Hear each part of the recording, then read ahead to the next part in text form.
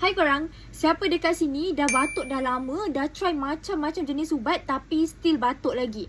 Itu tanda-tandanya paru-paru korang dah dijangkiti kuman tau. So, hari ni Farah akan share dengan korang apa kebaikan Haiba ni untuk kesihatan korang. Kebaikan Haiba yang pertama adalah dia akan melancarkan batuk korang.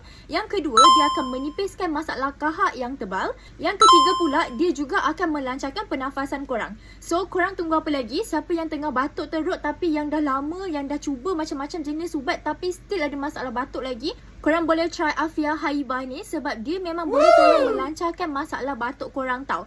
So, korang tunggu apa lagi? Jangan lupa shopping produk Afia semasa promotion ni berlangsung. Jom kita sihat bersama-sama dengan Afia. Bye!